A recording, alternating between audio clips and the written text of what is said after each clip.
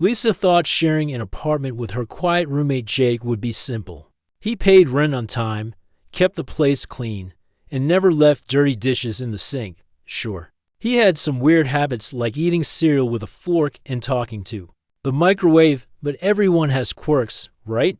That peaceful arrangement came crashing down at 3 in the morning, when Lisa stumbled to the kitchen for water and found Jake hunched over her laptop, frantically typing notes, his usually perfect hair was sticking up in all directions, and he was muttering something about human reproductive cycles and optimal mating seasons. "Jake, what are you doing?" Lisa whispered, trying not to startle him.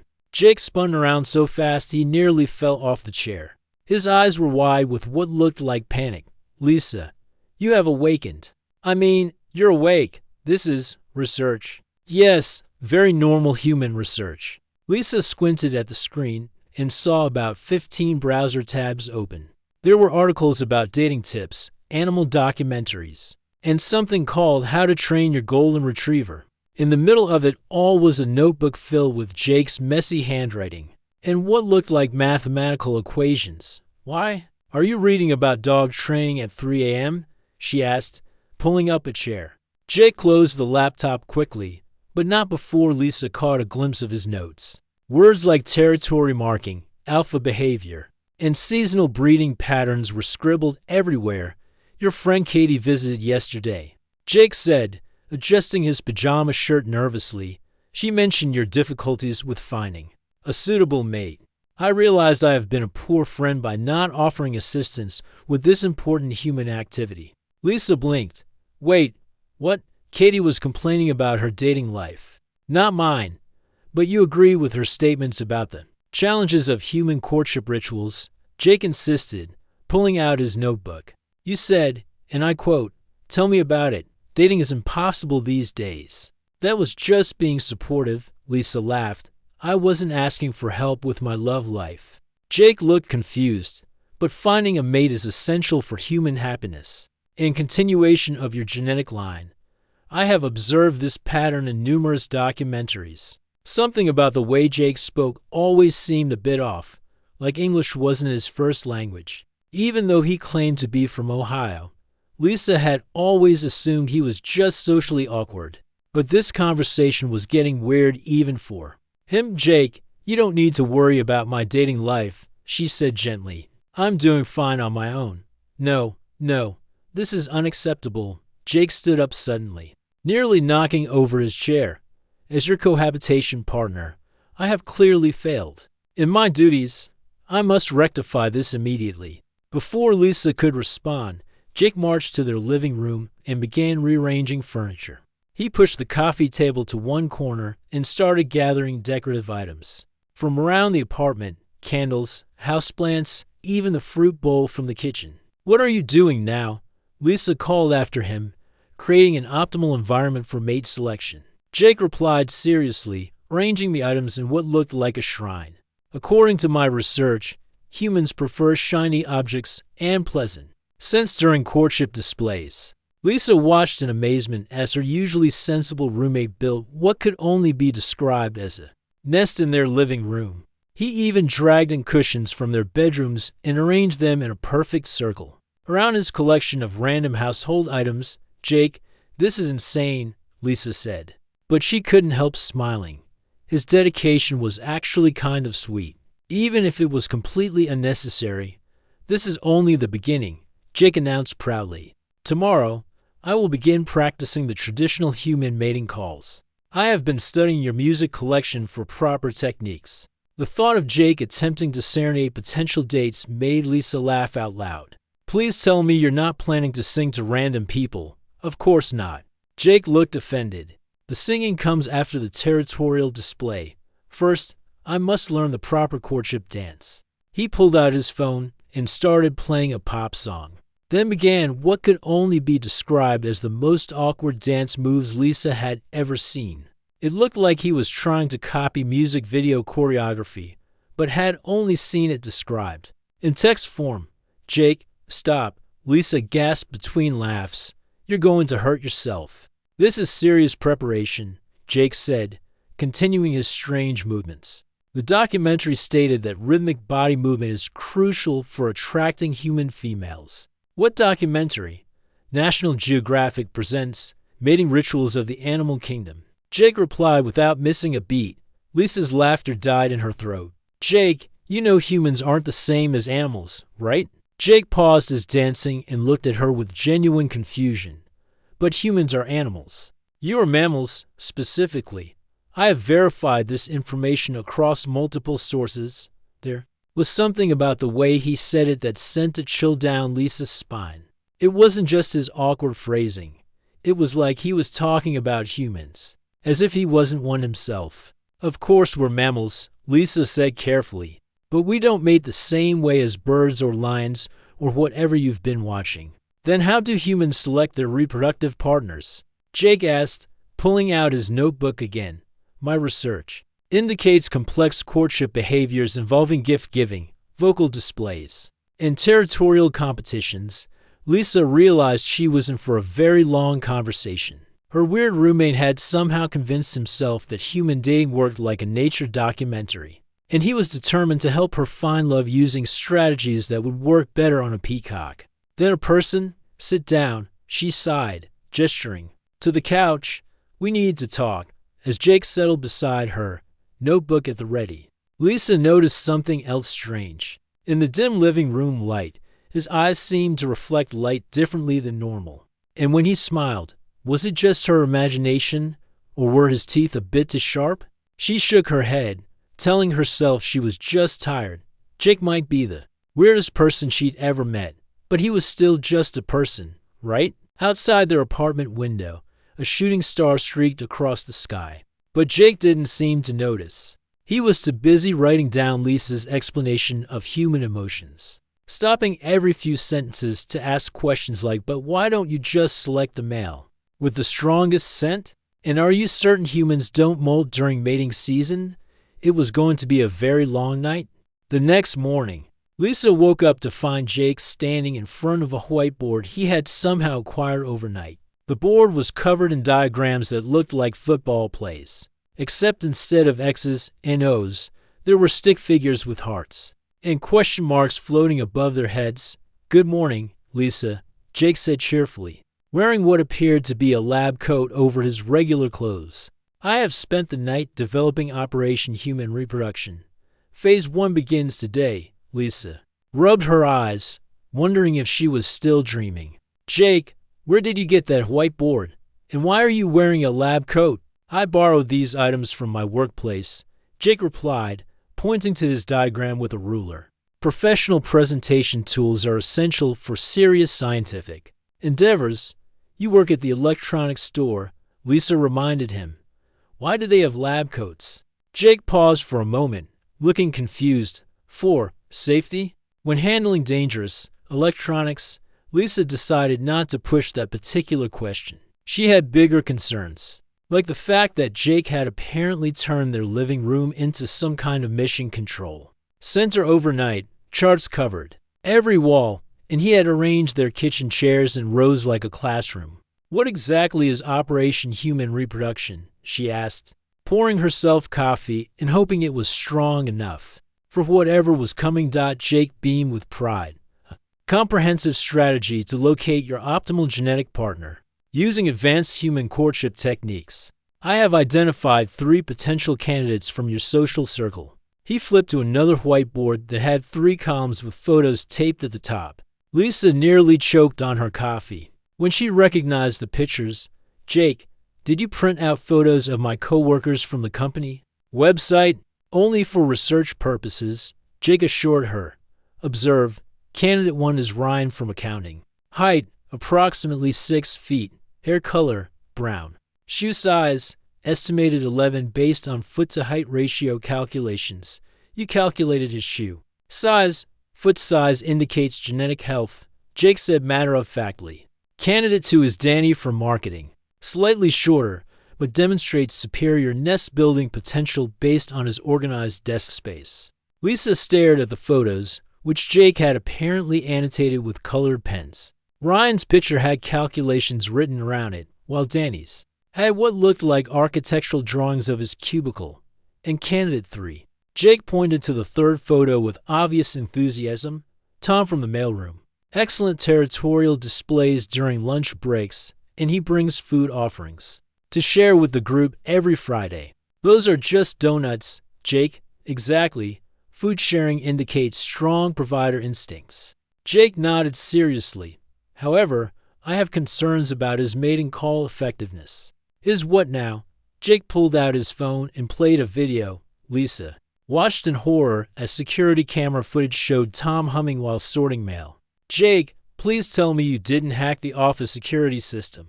I merely observed publicly available behavioral data, Jake said quickly.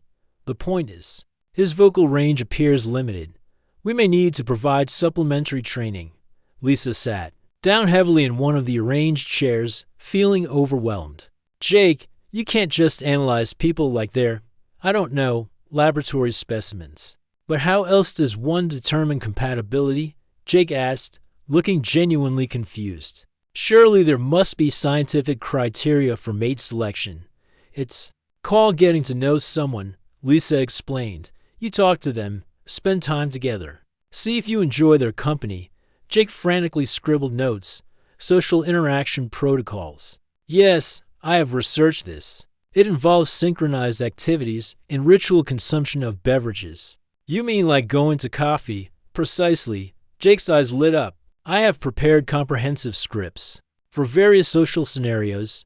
He handed Lisa a thick folder filled with laminated pages. The first page was titled Conversation Starters for Initial Contact Phase and included gems like your reproductive potential appears optimal. And I admire your symmetrical facial features. Jake, you can't say these things to people, Lisa said, flipping through more pages. Look at this one. Would you like to inspect my nest-building capabilities? What does that even mean? Our apartment, obviously. I have optimized it for maximum comfort and efficiency. Lisa remembered the strange shrine Jake had built in their living room the night before. You mean that pile of candles and houseplants? A carefully curated display of resources and aesthetic sensibilities, Jake corrected. I also prepared ambient lighting systems, as if on cue. The lights in their apartment suddenly dimmed and began cycling through different colors. Lisa watched in amazement as their ordinary living room transformed into what looked like a disco, crossed with a romantic restaurant. How did you do that? Simple modifications to the electrical system, Jake said proudly. The colors are designed to trigger positive emotional responses. Blue for tranquility, red for passion, green for, actually, I'm not certain what green represents, perhaps growth potential. The lights continued cycling, making Lisa feel slightly dizzy. Can you turn it off? Jake pressed something on his phone, and the lights returned to normal. The system also includes complementary audio enhancement. Suddenly, soft music began playing from speakers Lisa didn't remember having. It sounded like a mixture of nature sounds and what might have been whale songs. If whales could carry a tune, that's definitely something, Lisa said diplomatically. I composed it myself, Jake said proudly. It incorporates frequencies proven to promote relaxation and social bonding. You composed whale music. Marine mammal vocalizations have excellent romantic applications, Jake explained seriously.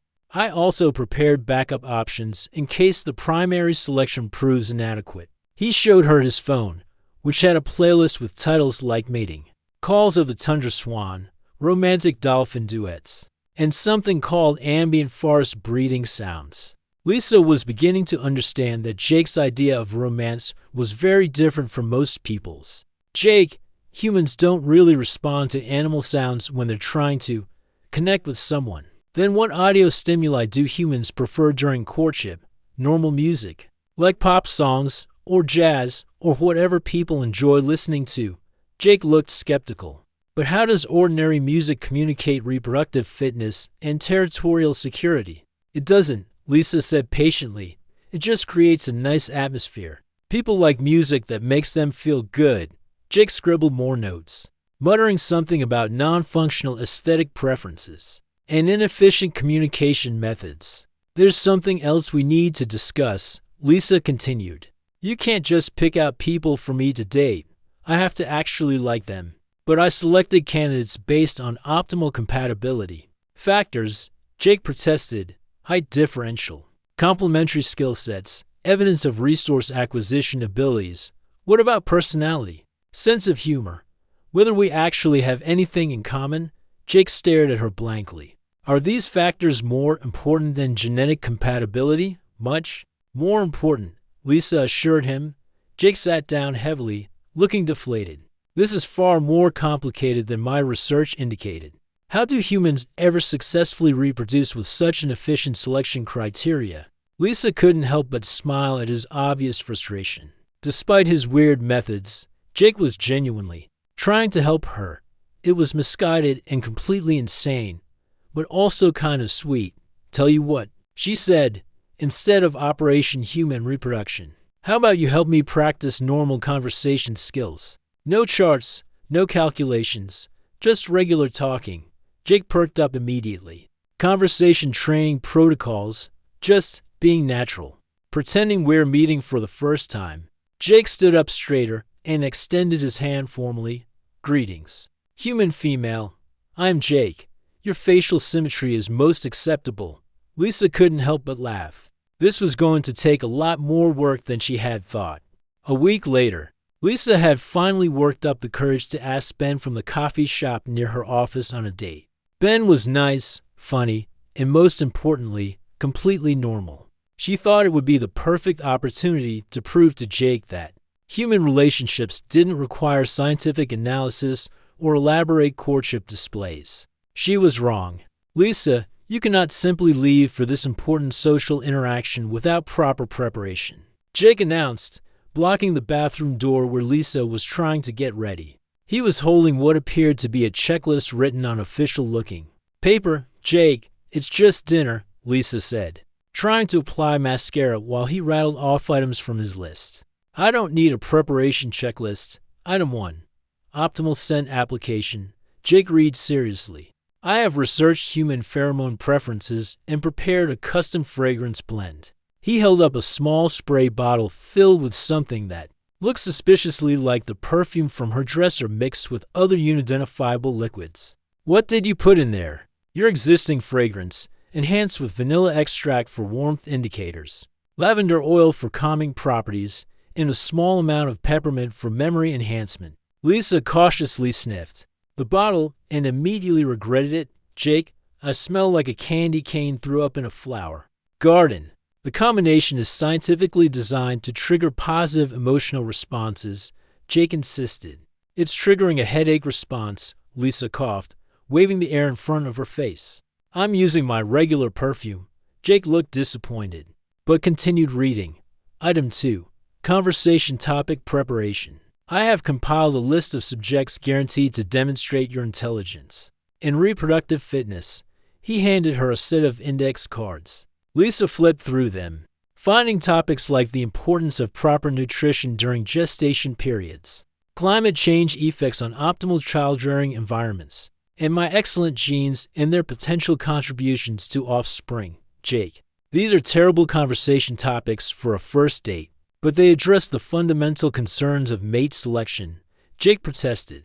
How else will he evaluate your suitability as a long-term partner? By getting to know my personality, Lisa explained for what felt like the 100th time. People want to know if you're funny, kind, interesting to talk to.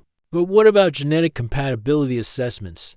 That's not how humans work. Jake scribbled something in his notebook, muttering about inefficient selection processes and high failure rates explained. Lisa finished getting ready, choosing a simple dress and her usual perfume instead of Jake's science experiment. She was checking her appearance one last time when Jake appeared in the doorway, wearing a fake mustache and sunglasses. Jake, what are you wearing? Surveillance equipment. Jake replied seriously. I will accompany you to ensure the male displays appropriate courtship behavior and territorial respect. Absolutely not, Lisa said firmly. You are not following me on my date. But how will I know if he demonstrates proper genetic fitness indicators? You won't know, because you won't be there. Lisa grabbed her purse and headed for the door.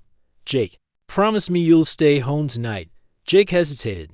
I promise I will. Remain focused on your safety and happiness. Lisa noticed he hadn't actually promised to stay home, but she was already running late. Just don't do anything weird. Okay. 20 minutes later, Lisa was sitting across from Ben at a nice Italian restaurant, trying to have a normal conversation while wondering why. The waiter kept glancing nervously toward the window. So how long have you worked at the coffee shop? Lisa asked, genuinely interested. About 2 years now, Ben replied with a smile. I'm actually saving up for culinary school. I love working with food, and the coffee shop lets me experiment with new recipes. That's really cool. What kind of food do you want to specialize in? As Ben started describing his passion for fusion cuisine, Lisa began to relax. This was going well. Ben was interesting, passionate about his work, and hadn't once mentioned anything about genetic compatibility or territorial displays. That's when she noticed the fake mustache pressed against the restaurant window. Excuse me for just a second, Lisa said, trying to keep her voice calm. She walked quickly to the window, where Jake was crouched behind a decorative bush. Wearing his ridiculous disguise and holding what appeared to be binoculars. Jake, what are you doing? She hissed through the glass, conducting observational research. Jake whispered back loudly.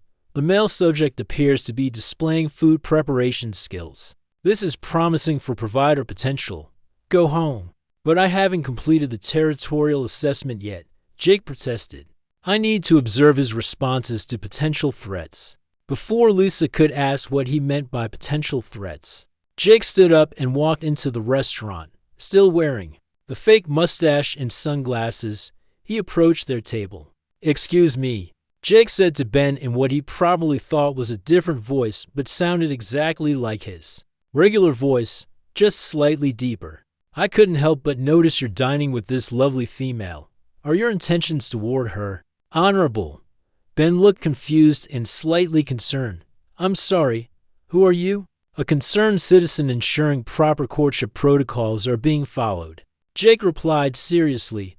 Lisa wanted to disappear under the table. Ben, this is my roommate Jake. Jake, sit down and stop making that voice. I don't understand, Ben. Said politely, is everything okay? Jake removed his sunglasses and studied Ben intensely. You appear to be of adequate height and possess symmetrical facial features. However, I must assess your territorial security capabilities. My what now? Jake, please stop talking. Lisa pleaded, but Jake was just getting started. If faced with a potential rival for this female's affections, how would you respond? Would you engage in physical combat?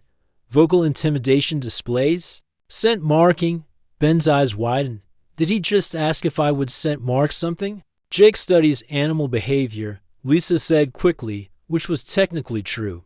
He gets a little focused on his research. Fascinating research, Jake continued. Enthusiastically, for instance, did you know that male humans typically compete for mates through displays of resource acquisition and physical prowess? How much can you lift? I work at a coffee shop, Ben said slowly. I lift coffee bags. Excellent. Weight training demonstrates fitness for protecting offspring. Jake nodded approvingly. In your territory, how large is your dwelling space? I have a studio apartment. Square footage? Ben looked at Lisa helplessly. Is this normal? No. Lisa said emphatically. Jake, we need to talk. Outside. Now. She grabbed Jake's arm and dragged him toward the restaurant entrance, leaving Ben sitting at their table looking completely bewildered. What is wrong with you? Lisa demanded. Once they were on the sidewalk, I was conducting essential compatibility research, Jake protested. The subject appears suitable so far, though his territorial holdings are somewhat limited. His territorial holdings? Jake. He's 23 and works at a coffee shop. Of course he has a small apartment, but how will he provide adequate nesting? Space for potential offspring. We're not having offspring. We're having dinner. Jake looked confused. Then what is the purpose of this social interaction? Lisa took a deep breath, trying to find patience she didn't know she had. The purpose is to get to know each other, to see if we enjoy spending time together, to find out if we have things in common. But what about genetic compatibility? We're not planning to have babies on the first date. Several people walking by turned to stare at Lisa's outburst. She lowered her voice and grabbed Jake's shoulders. Listen to me very carefully. She said, go home, order pizza, watch your nature documentaries, do not follow me, do not spy on me, and do not ask my date about his territorial holdings. Jake looked genuinely disappointed. But how will I know if the evening was successful? I'll tell you when I get home. Like a normal person, Lisa went back inside, where Ben was still sitting at their table, now scrolling through his phone with a concerned expression. I'm so sorry about that, she said, sitting down. My roommate is unique. Is he okay? Ben asked kindly. He seemed really worried about your safety. Lisa felt a wave of affection for Jake despite his completely insane behavior. He's just protective and weird, but mostly protective. Ben smiled. That's actually kind of sweet. Weird, but sweet. They managed to salvage the rest of the evening, though Lisa kept glancing toward the window to make sure Jake hadn't returned. Ben turned out to be understanding about her unusual living situation, and they even laughed about Jake's bizarre questions.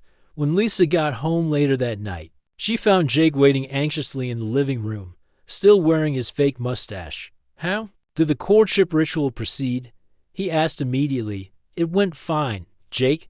Ben is nice. Did he demonstrate adequate provider capabilities? We talked about food and movies and traveling.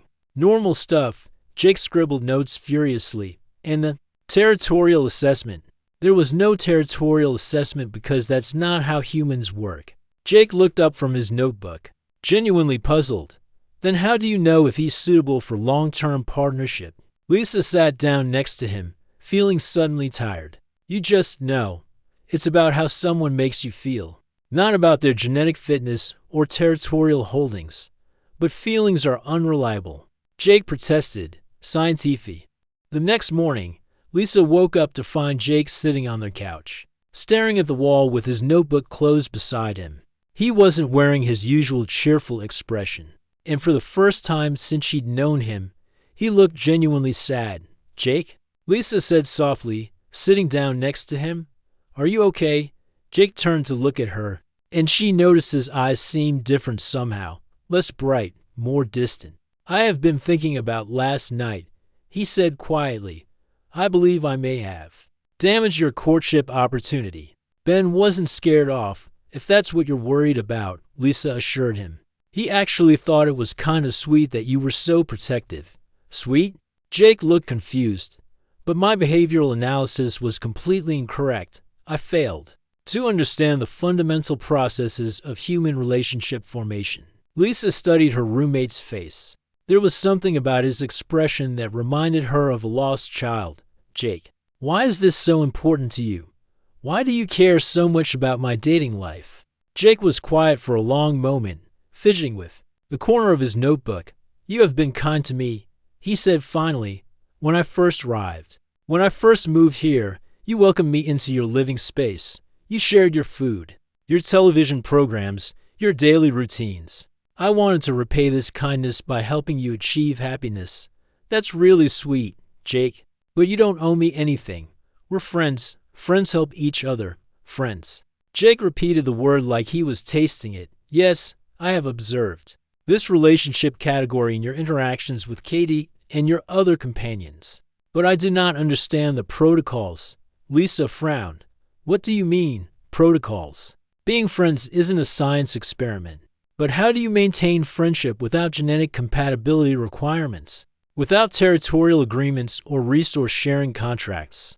The way Jake spoke about friendship like it was a completely foreign concept made Lisa's heart ache. Jake, didn't you have friends growing up? Back in Ohio? Jake's face went completely blank for a moment, like he was processing something difficult. Ohio. He repeated slowly. Yes, Ohio. My childhood location. You don't sound very convinced. About that, Jake stood up abruptly and walked to the window, staring out at the morning sky. Lisa, what if I told you that everything you know about me is not entirely accurate? What do you mean? What if I told you that I am not originally from Ohio?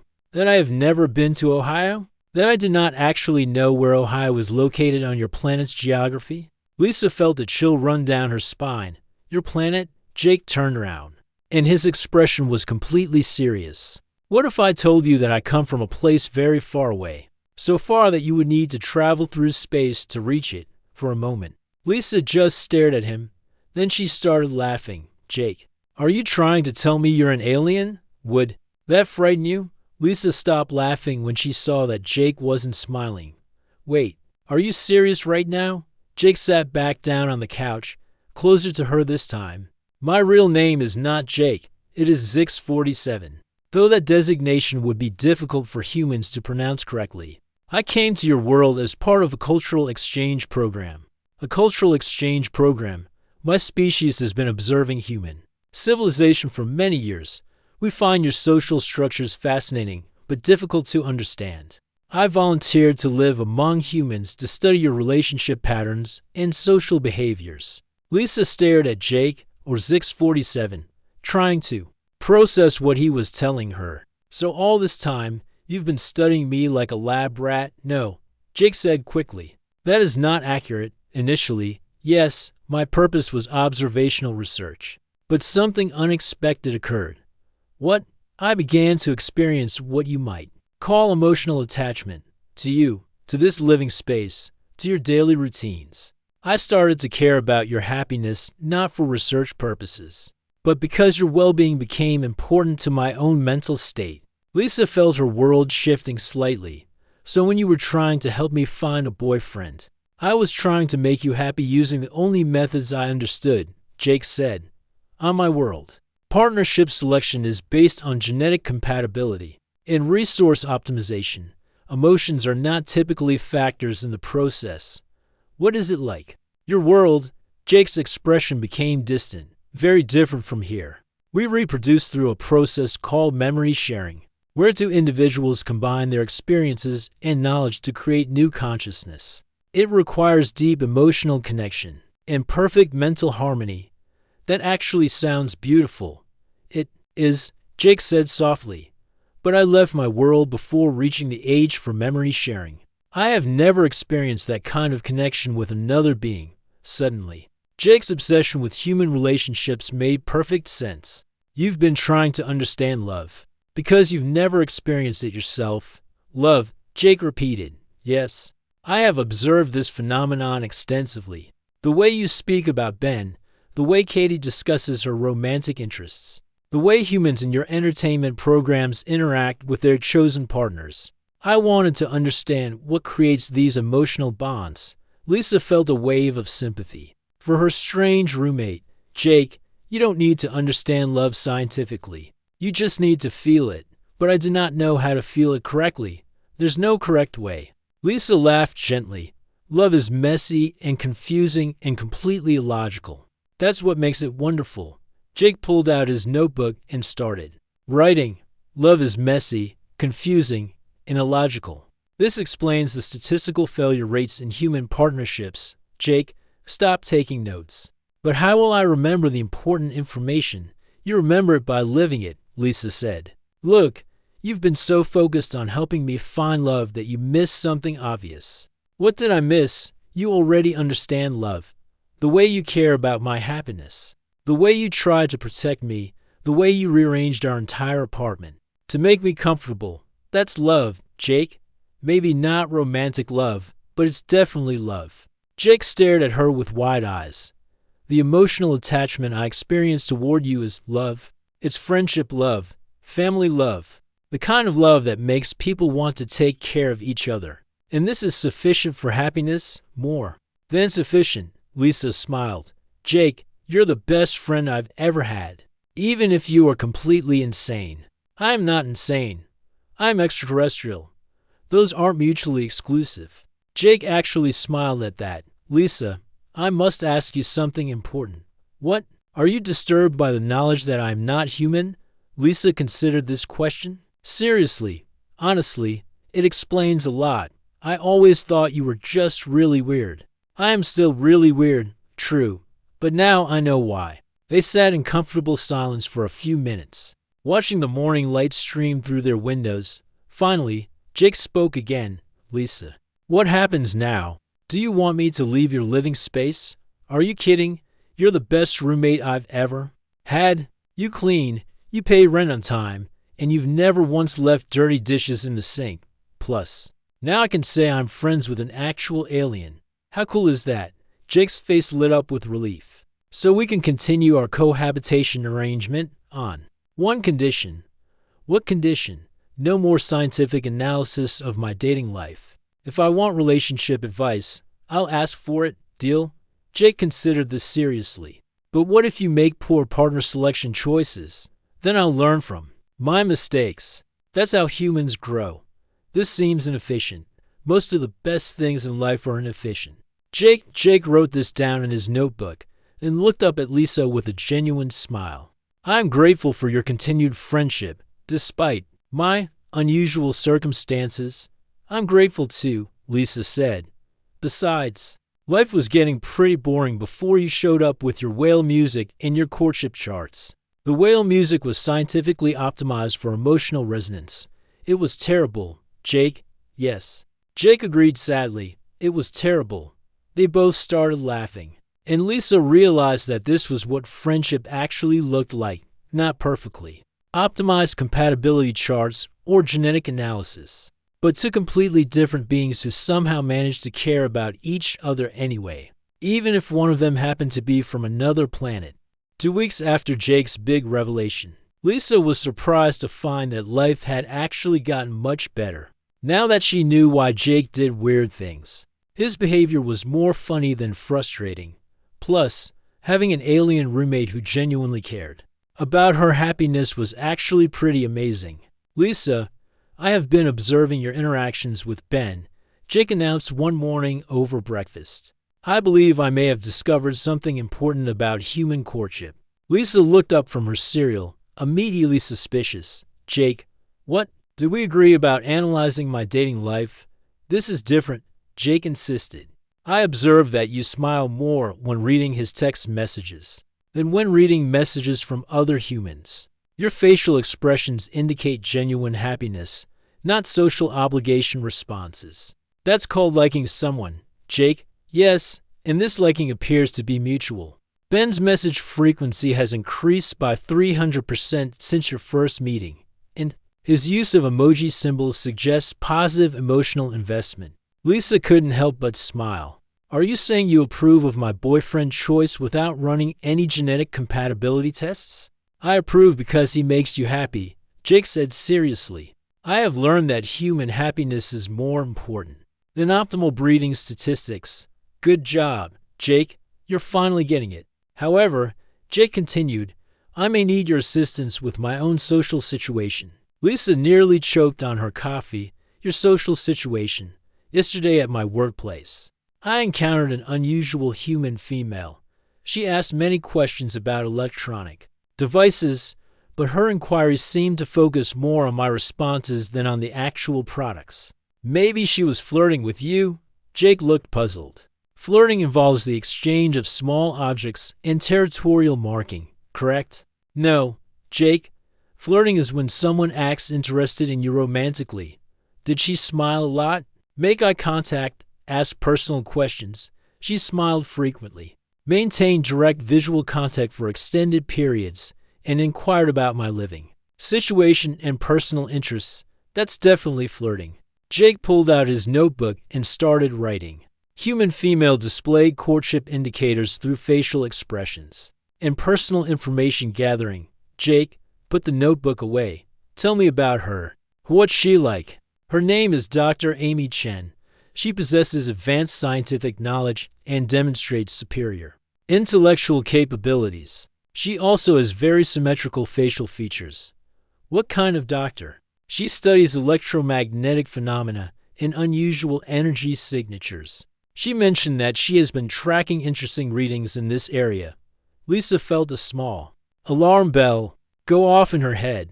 Jake, you don't think she's tracking you, do you? The possibility had occurred to me, Jake admitted. However, she seemed genuinely interested in my thoughts on various topics, not just my potential extraterrestrial origins. What did you talk about? She asked about my background, my interests, my living arrangements. I told her I enjoy studying human behavior and that I live with a female roommate who is teaching me about social interactions. How did she react? To that, she laughed and said it sounded like an interesting research project. Then she asked if I would like to continue our conversation over coffee. Lisa stared at Jake. She asked you out. I believe so. However, I am uncertain about the appropriate response protocols for this situation. Did you say yes? I told her I would need to consult with my roommate first. Lisa burst out laughing. Jake, you told a woman you had to ask your roommate before you could go on a date. Was this incorrect? Well, it's unusual, but kind of sweet. What did she say? She said she would like to meet this roommate who gives such good advice. She suggested that perhaps all four of us could spend time together socially. All four of us? You, me, her, and your romantic partner Ben. Lisa realized that Jake had accidentally arranged a double date. Jake, that's actually a great idea. Double dates are less pressure, and I can help you if you get nervous. You would assist me with this social interaction, of course. That's what friends do. Jake smiled brightly. I would be grateful for your guidance. However, I must ask, should I inform Dr. Chen about my extraterrestrial origins before or after the coffee consumption ritual? Maybe wait until at least the second date for that revelation. Noted. The next evening, Lisa found herself sitting in a cozy coffee shop with Ben, waiting for Jake and his mysterious date to arrive. Ben was excited to meet more of Jake's quirky personality after their entertaining first encounter. There they are, Lisa said, pointing toward the entrance. Jake walked in wearing his best attempt at casual clothing, which somehow still looked like he had consulted a manual titled How Humans Dress for Social Occasions. Next to him was a woman about Lisa's age with short black hair, wearing jeans and a t-shirt that said I found this humorous with a picture of a funny bone. That's his date, Ben whispered. She looks normal. Don't jinx it, Lisa whispered back. Jake approached their table with his usual formal posture. Lisa, Ben, I would like you to meet Dr. Amy Chen. Amy. These are my cohabitation partner Lisa and her romantic selection Ben. Amy laughed. He talks like he's reading from a textbook, doesn't he? You have no idea, Lisa said, immediately liking Amy's sense of humor. I find it charming, Amy said, smiling at Jake. It's refreshing to meet someone who thinks before they speak. Jake beamed at this compliment, then remembered his social training. Amy, please sit. I will acquire beverages for our consumption. As Jake headed to the counter, Amy sat down and grinned at Lisa and Ben. He's absolutely fascinating. I've never met anyone who analyzes human behavior quite like he does. He's definitely unique. Lisa agreed carefully. The way he talks about social interactions, it's almost like he's studying them from the outside, like an anthropologist observing a foreign culture. Ben and Lisa exchanged glances. Amy was clearly intelligent and observant. What kind of electromagnetic research do you do? Ben asked, changing the subject. I track unusual energy patterns, often from sources that don't appear on standard monitoring equipment. Recently, I've been investigating some very interesting readings in this neighborhood. Lisa felt her stomach drop. This neighborhood, yes. There's been some kind of intermittent energy source, producing readings I've never seen before. It's almost like someone is operating technology that doesn't match anything in our current scientific understanding. Jake returned with coffee for everyone, oblivious to the tension at the table.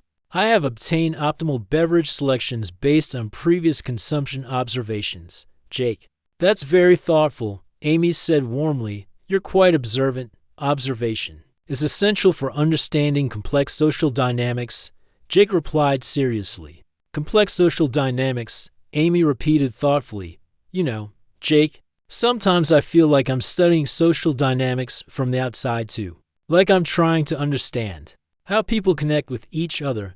Jake's eyes lit up. Yes, the human bonding process is remarkably intricate. The subtle communication methods, the emotional exchange systems, the way individuals select compatible partners despite seemingly random criteria. Exactly. Amy nodded enthusiastically.